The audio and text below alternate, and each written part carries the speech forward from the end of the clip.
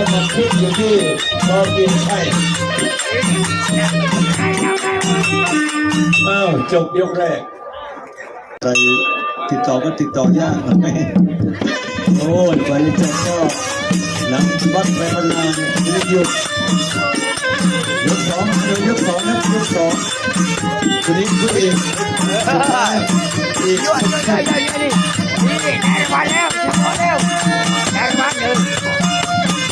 ในดาวพระเป็นสีขอ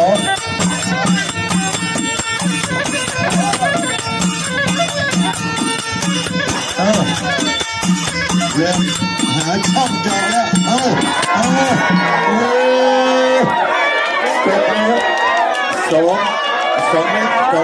เสร็จเลยโอ้ยดูFC เยอะมากเลยเด่น